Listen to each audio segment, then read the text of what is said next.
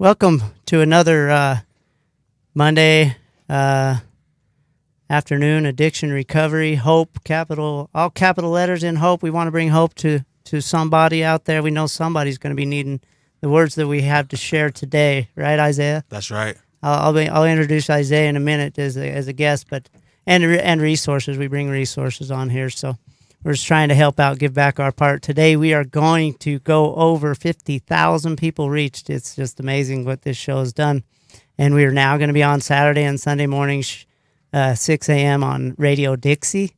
That's what the professor said, right? Yeah. Okay, so they're going to replay it on their rock and roll station. So we're like big stuff. It's pretty cool.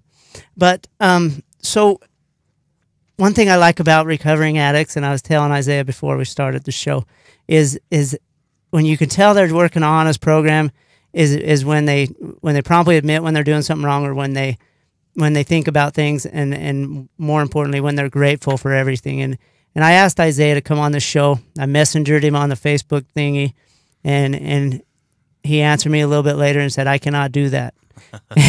And I said, okay, no problem, thanks, and I hope you have a great day. Let me know if you ever have an opportunity or something like that. And we left it at that, and then an hour later he texts me and says, EFF it. Let's do it. The only reason I didn't want to do it is because I was scared. Yep. And so here we are today, and you've thanked me like 3 times publicly and for having you on the show, which I should be thanking you, but that's the recovering addict, a special type of person that's excited about life and grateful for opportunities to grow and feel scared and fear and not know what's going on. So Isaiah, tell us about yourself. Tell us where you've been, where you're going. If you have any questions for me, shoot them at me. I'm going to let you ride with it.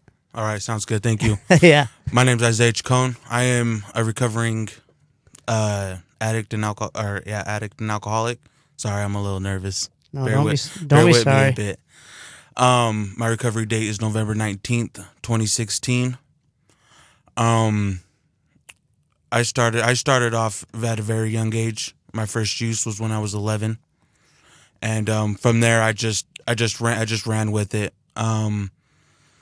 There was my mom and dad split at a very young age. My mom was that type of person who got up every day and went to work, and my dad's side of the family was the ones in the game and gangsters and all that stuff. And so I chose to be like that other side of the family because at the time it seemed more fun than getting up at 9 to 5 and going to work. Yeah. And so ever since then, that's what I've been doing. Oh, and first off, I want to say my story's not super crazy. No. You know, I'm still young, but it's my story and I own it. Yeah. And so ever since then, you know, been getting in trouble with the law. You know, stealing from my mom, stealing from grandpa, doing what I had to do to get that next fix. Yeah. And just doing the wrong thing. That's what I was doing before. I'm gonna fast forward a little bit before I got into recovery. I knew I had a problem when I couldn't stop using after I got in a really bad car accident. Totaled my mom's brand new car, 2016. Yeah. Completely totaled it. I hit 2 telephone poles in a tree, and nothing happened to me. Right. And so later on, I believed in a power greater than myself after that because I survived with nothing wrong. Didn't even have to go to the hospital or anything like that. And I couldn't stop using after that. And so that's when I knew I had a problem. And because where that other half of the family came from, I knew where addiction can get you. Yeah. You know? I now know that it gets you nothing but jails, institutions, and death. Yep. And I knew that. And all my years growing up, my mom always told me if I ever needed help, if I knew I had a problem, and if I ever needed help, to go to her for help, and she would do the best she can to help me. Because at that time, I was only 24, so I was still on mom's insurance. Yeah. And so I did that. I woke up one day, and I knew I had a problem. I knew I wasn't going to be able to stop. And so... Knew that your life was unmanageable. Yeah, I knew it was unmanageable. It wasn't going to go nowhere. I wasn't having nothing going for me, no goals. My daughter was 4 at the time. I wasn't even being there for my daughter. Yeah. You know, anything like that. The drugs and that scene, that life just ran. That was me, you know? I know exactly where you're coming from. And so I went downstairs one morning where my mom was staying at, and I told her, I said, Mom, getting a little emotional. I told her, right. Mom, I need help. And if I don't get help now, there's going to be no turning back. Took a couple of days, but within 5 days, she had me down here in a treatment center. Where were you from? I'm from Salt Lake City, Utah. That's where I'm from. Well, Yep. a little bit more north. South Salt Lake. All right. Yep. Right in the heart of it. So she got you down here into a facility? Or? Yeah, she got me down here into a facility, did the whole detox thing, did the inpatient, and I got stepped down because I was a bad boy. Yeah, you got to follow rules. It's all about learning how to do with life. Got to follow rules. And so, anyways, and insurance didn't want to pay for any outpatient, so we're still continuing to pay for IOP out of pocket. Yeah, and probably the best money you ever spent. It was the best money. My mom would say that to this day.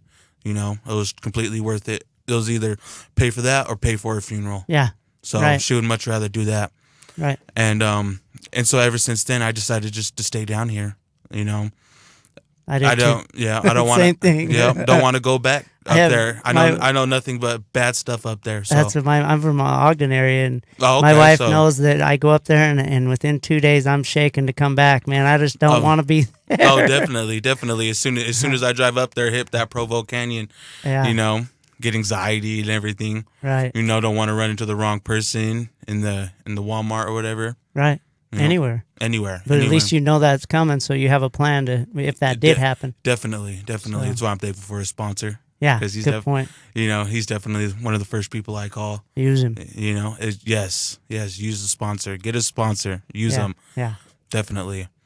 And anyways, you know, ever since IOP, stayed down here, lived in student housing for a little bit. You know, you don't have to be a student to live in student housing. Yeah, and it's affordable. Yes, and it is affordable. $400 or $500 as opposed to trying to get a house down here for $1,500. Especially just starting off a new life. Yeah. You know. Right. And so did that for a little bit, and then in that process, I met my amazing wife. Yeah. You know, she's not an addict, an alcoholic, you know, but she understands because she has her own problems just like everybody else. Probably the smartest thing you did. Exactly. And, you know, she's involved in Al-Anon, you know, to help deal with this craziness, you know. Yeah. Yes. Yeah, there was I raised my son for 2 years by myself, almost 2 years. I think it was 1 year and 11 months till I met my wife, and then 51 days later we were talking about we got married. But what was we talking? Man, I do this every show. I always say that's why they call it dope. But I had a point. Again, I do this every time. That's funny. Anyway, I'll get back to it. I'll remember it. But I think the best thing I did was find myself, but I told I got it. So I told myself I'd never date another addict. Right. No matter what. Right. But I met my wife, who was an addict, but she had 12 years of sobriety. Right. And so that was different. So I could have, I was never going to date another addict again. When I was early on, I told myself I would never date anybody but an addict. Yeah, you know, exactly. I didn't want to have to teach somebody, you know, why I do these things, why recovery has to come first. Yeah. You know. Yeah. Which is cool because she knows my recovery has to come first, or there is going to be no relationship. Absolutely. You know. Yeah. Which is pretty cool. And like I said, she does her Al-Anon thing. I do my recovery process, my recovery journey. Yeah. You know. And while I was in treatment, there was this counselor there. And every time he talked to me, he made me mad. You could say piss you off. Okay, he pissed me off. And so anyways, I'm gonna fast forward just a tiny bit. I seen him when he left, or, you know, whatever, did something else. And I asked that man to be my sponsor, you know, because he pissed me still to this day. Yeah. You know. He'll hold you accountable. Oh, you know, definitely. Those are the best friends that'll tell you what you're doing wrong. Yeah, call me on my instead of acting like you know. Yeah. He doesn't sugarcoat nothing for me, and that's how I need it. Yeah. You know. And so I asked him to be my sponsor. He's still my sponsor to this day. That's you know, so cool. helps me do a lot. I've told him things that nobody else knows is what you need to use your sponsor for. That's what and it's a complete anonymity. That's the thing about the program. Oh, yeah. They don't go around telling other people in the program what you did or what you told them. Right. It's complete. It's such a cool program that people will go to their deaths before they would say it's like a blood oath. Yeah. For real. It's a beautiful process. It's a beautiful process. It's amazing. It surely is. It's amazing to talk to another man, you know, about the things that you've done in your past, in that past life. But doing that frees you. Doing that frees you. It gets all that guilt and shame out. Gets it all off. Yeah. Yeah. So, I don't want that crap anymore. I hear you. Yeah. I love it. Yep. So. And then I just started being a productive member of society. Got involved with alumni at the treatment center. You know, go to meetings, get a home group. You know, that's what I was told. Take these suggestions from the old timers. You know, my sponsor's an old timer. Got a few years behind him. Yeah. You know, and just listen. You know, I was told very early on, take the cotton out of your ears and stick them in your mouth. You know, I love that. And listen. Man. And so I still practice. I still practice that to this day. Yeah. You know, and I try to. I think I talk more. I got to do that. You know, I got to get working a stronger program too, because you know I can feel myself getting more irritable and more. Right. But I'm strong as ever in recovery. But you still know when you're working a strong program, man, there isn't nothing that can get to you without you've got peace. Exactly. The serenity prayer comes in your head. You're good. There's blessings everywhere. There's blessings to every situation. Right. You know, early on, I did 45 days in inpatient. And then as soon as I left inpatient, I found out 3 of my family members have died, and I was getting hit with the 3rd-degree felony and all these other charges and stuff. Yeah. You know, just the other day I heard this wise man say, if you don't go through bad stuff early on in your recovery, you're not going to be able to go through it later on. Right. You know, so I'm thankful for that. Yeah. You know, I'm thankful for going through some tough stuff. You know, I've seen more deaths than just these little 26 months that I've been sober than I have my entire life, and it's crazy. When you get a part of the recovery community, that's one of the things that it brings you down, but it also builds you up knowing that you're making it and you can help others. Exactly. But yeah, I use that as fuel to help keep me going. That's what I do. The same thing, man. You know? You take it and you take it in and you feel bad and you pray. Helps me stay grounded, because if I don't work this program, I could be right there. Yes. Same. Yes. I love it. Yep. And let's see. And then so I just started work, and I made goals for myself.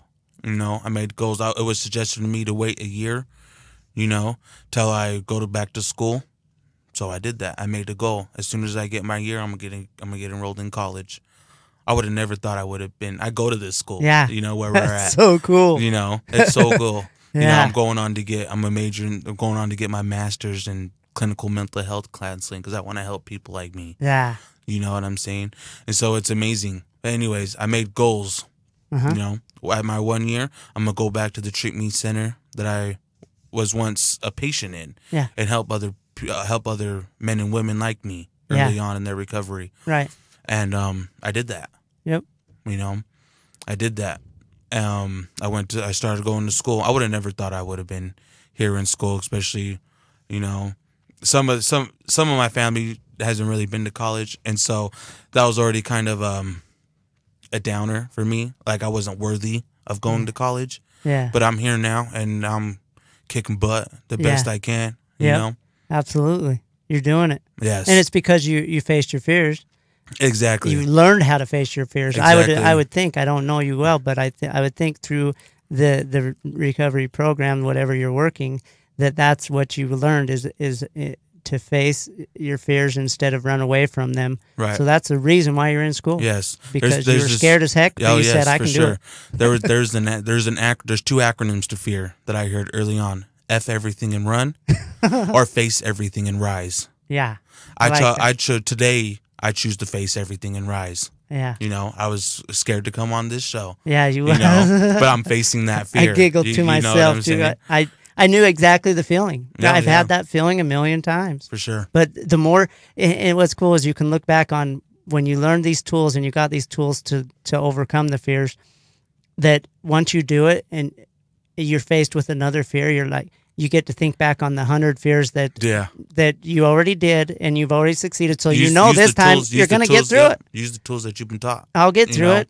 I know I will, and I'll feel better afterwards, because I always do. Yep. Yeah. Exactly. You don't have to pick up over them. Yeah, you don't have to use. No matter what the fear is, You know, no matter anything that happens in life, nothing's worth picking up over. Yeah, exactly. And that was in my recovery. And it might sound distorted, but my son was my everything. He was the reason why I changed my life. Right. And he was 7 years old, and I would go to meetings, and I'd worked my program, and I told people my recovery's got to got to be number one. Definitely. Even over my son. Even Yes. if my son died, I cannot use.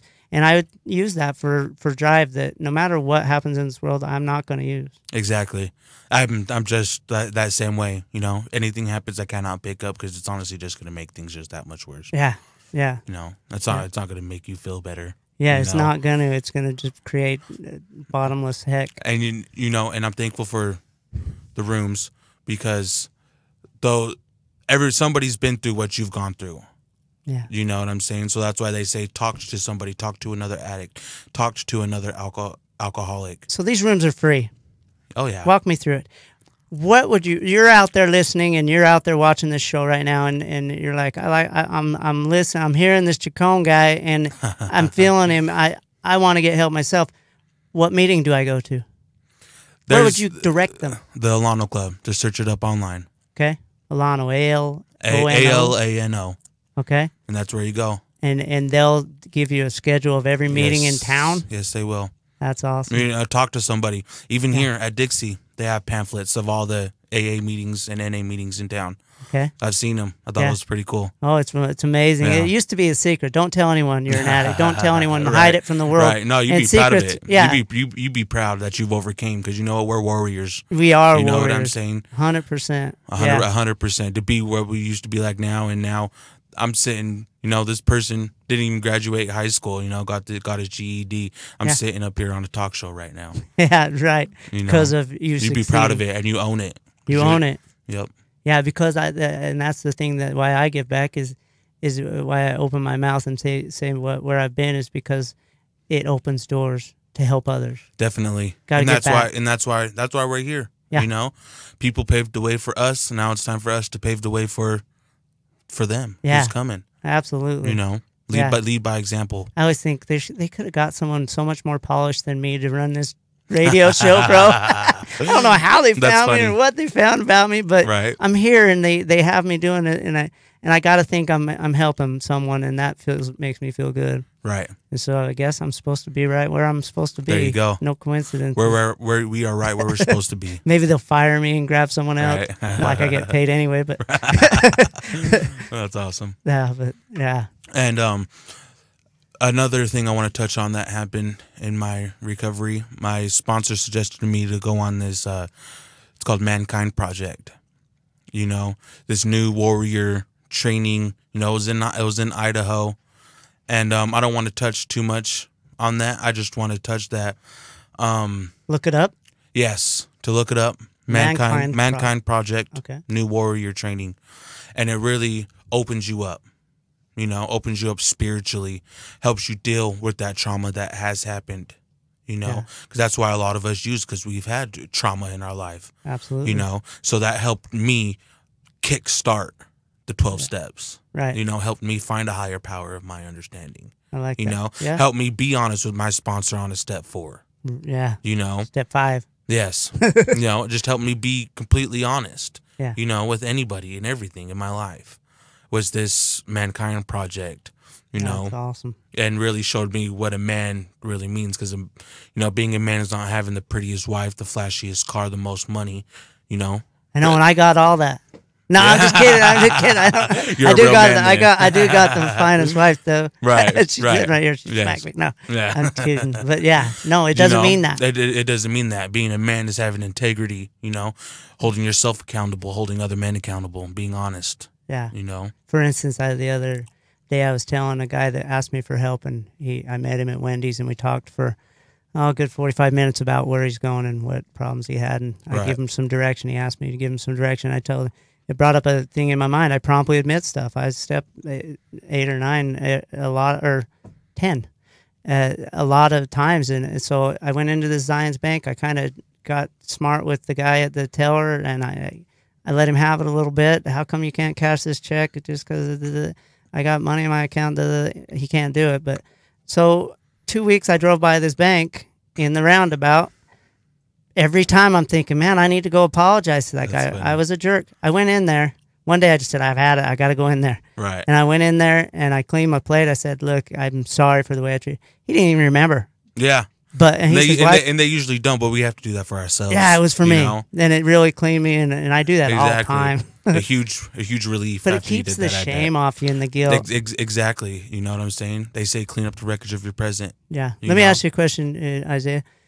Your mom, she Yes. sounds like your best friend. She is my best friend. She's amazing. And your wife. You know, she's a huge part of my recovery because, you know, in all reality, My parents did the same. If I wasn't on her insurance, you know, I don't know where I would have been at. Right. You know? Did she work any program, or did she? No, she doesn't. She just was there for you. Yeah, she was there. You know, she was also married. You know what I'm saying, to Yeah. my father, and you know, she had her own little her own little mess for a few years, and she was one of the ones who was able to just stop and never touch anything ever again. Yeah, You I've know? seen those people too, and Yeah. everyone does Some it people different. can, yeah. Some people can do that. And You know, it's crazy. it's different, and that's why I like to have different people on this show with Right, different right, successes, because I don't know what's going to work for someone out there, Right. but one of them's going to work. One of them's going to hit home for you, and it's going to work. And that's Exactly. all that matters to me. I don't care if Exactly. you go to my church or the church I believe in. I don't care Right. if you go if you don't believe in God. Somehow there's a place for you to get sober. Exactly. You And know? there's always a place. Yeah. And There's so always- I love that. There's always There's hope. always a person, you know, I know people who don't go to meetings or don't Yeah. work the 12 steps, but they still got years of recovery behind them. Yeah, absolutely. I love it. Yes. I love it too. I can't do that though. No, I no, can't, no. no, I can't use once. I can't do No, nothing. no. And, I can't. I have to go to meetings. yep. You know what I'm saying? I know? do know what you're saying. Yes. It's strong for me too. Very strong. I'm the same way, and I can tell when I haven't gone to a meeting in a while. Oh, definitely. You know, almost 6 years in the game. This April 11th, 2013 was my Awesome. spring day. Congratulations. Thank you.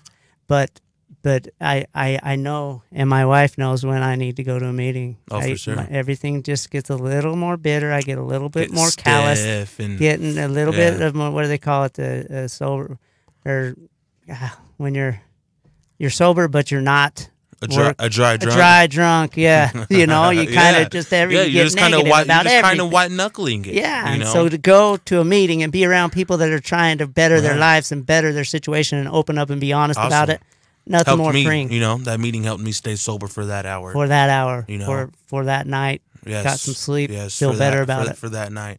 Yeah. Talk about my issues with other people who have gone through it just like I have. Yeah, Isaiah, we got about 2.5 minutes. I want Okay. you to finish up. Bring some hope to someone. Bring some hope to someone. Finish up. What can you say? It doesn't. I know for me, addiction recovery does not discriminate. Just like the disease of addiction, Right. Anyone can. You don't have to be smart. You don't have to be You don't. a doctor or a lawyer Um, to succeed. You could be anyone. Yes, you can be anyone.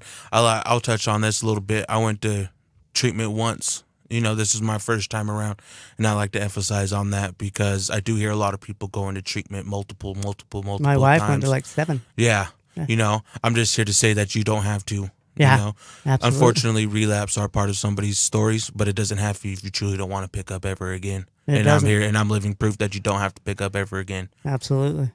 You I know? love it. I love Yes. it. Same here. What would you? I love this life. I love myself today, you know, and I love other people, whether if it's somebody that pissed me off or not, yeah. you know. I love that person. Might piss me off, but I'll go home and pray for that person. Yeah, You know and what I I'm do the saying? same thing. I love that you said that because I do the same thing, and I feel better. And you know what? I learn from the people that are rude to me and the people that are nice to Exactly. me. I learn from everyone Exactly.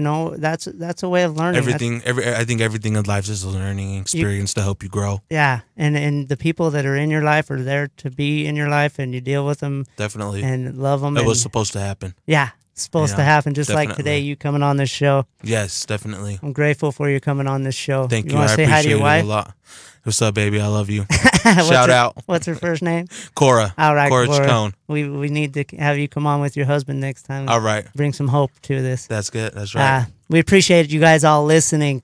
Facebook, comment, like, share, spread the good word that there's hope out there for recovering addicts or people struggling with addictions. Send them over to message me or call me, or even Isaiah would be more than willing to.